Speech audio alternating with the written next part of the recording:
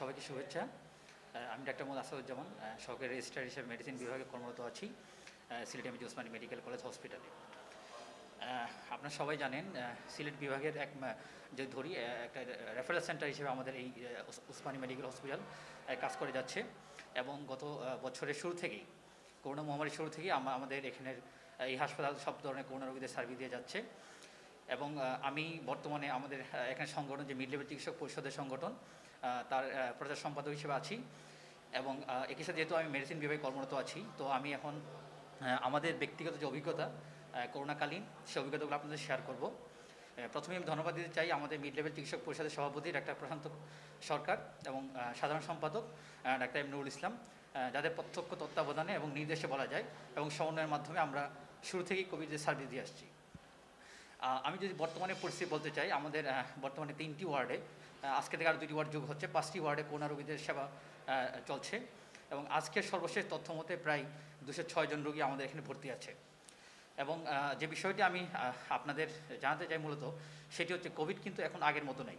সেই 2020-এর যে কোভিড আমরা দেখেছিলাম 2021-এ কিন্তু তার রূপ অনেকাংশেই পাল্টেছে। যেমন আমরা 2020-এ দেখেছিলাম যে যারা আক্রান্ত হচ্ছে তারা মূলত যারা বয়স্ক বেশি এবং যাদের বিভিন্ন রকম ডিজিজ আছে, আমরা যেটা বলি ডায়াবেটিস কিংবা কিডনি রোগ।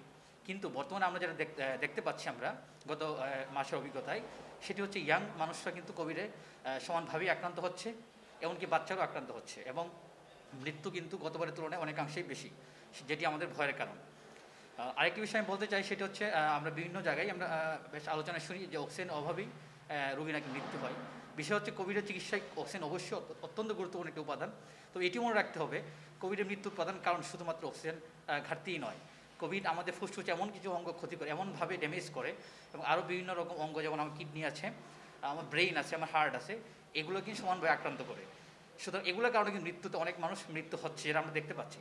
সুতরাং অক্সিজেন পুরোপুরি দেওয়ার পরেও কিন্তু মানুষ মারা যেতে পারে। এই একটা ভুল তথ্য আমাদের মধ্যে যেন না থাকে, আমি সেটা আশা করবো। কারণ প্রায় আমি পত্রিকায় দেখি, বিভিন্ন জায়গায় শুনি যে অক্সিজেন অভাবেই, কিন্তু অক্সিজেন লাগবে অবশ্যই, কিন্তু পাশাপাশি আরও অনেক কারণেই কোভিড রোগীরা মৃত্যু হয়। এটা সারা বিশ্বেই সত্য, শুধু বাংলাদেশের ক্ষেত্রেই না।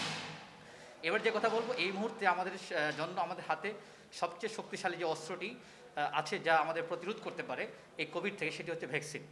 এবং আপনারা জানেন সরকারের তৎপরতায় শুরু থেকে আমরা কিন্তু বেশ আগে এগিয়েছিলাম ভ্যাকসিন প্রাপ্তির ব্যাপারে। প্রথম আমরা অক্সফোর্ড অ্যাস্ট্রাজেনিকা ভ্যাকসিন পেয়েছি এবং এখন আমাদের দেশে কিন্তু বেশ কয়েকটি ভ্যাকসিন আমরা কোভ্যাক্সের আওতায় আমরা পেয়েছি, এবং যার মধ্যে আমাদের কিন্তু mRNA ভ্যাকসিনগুলো আছে, সাথে সিনোফার্মের ভ্যাকসিনগুলো আছে। তো ভ্যাকসিনের যে কথাগুলো বলতে চাই, ভ্যাকসিন এই মুহূর্তে আপনার আবারও বলি, আমাদের হাতে বাঁচার মতো, প্রতিরোধ করার মতো একমাত্র অস্ত্র, সেটি হচ্ছে ভ্যাকসিন। তো এই জন্য ভ্যাকসিন আপনাকে নিতেই হবে, এটা কোনো ধরনের অনীহা কোনোভাবেই কাম্য নয়। এবং আরেকটি বিষয়, যেহেতু আমাদের দেশে এই মুহূর্তে 3-4টি ভ্যাকসিন গভর্নমেন্ট থেকে দেওয়া হচ্ছে, তো ভ্যাকসিনে কিন্তু আমাদের ভুল ধারণাগুলো আগেই ঝেড়ে ফেলতে হবে। যেমন প্রতিটা ভ্যাকসিন কিন্তু কোভিডের ক্ষেত্রে বলা যায় প্রায় সমানভাবে কার্যকর।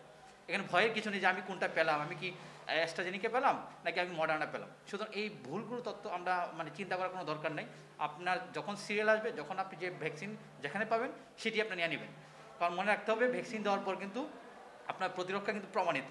রিসার্চে দেখা গেছে কিন্তু যে কোভিড এই যে ভ্যাকসিনগুলো নিলে কিন্তু আপনি কোভিড পজিটিভ হতে পারেন, কিন্তু সিভিয়ার পর্যায়ে যাওয়ার যে সম্ভাবনা সেটা অনেকাংশে প্রায় 50 to 60% কিংবা অনেক ক্ষেত্রে 80% মতো হ্রাস করে ফেলে, এবং আইসিইউতে যাওয়ার যে টেন্ডেন্সি কিংবা মৃত্যু ঝুঁকিতে যাওয়ার সম্ভাবনা সেটাও কিন্তু অলমোস্ট বলা যায় 95-96% পর্যন্ত কমিয়ে দেয়।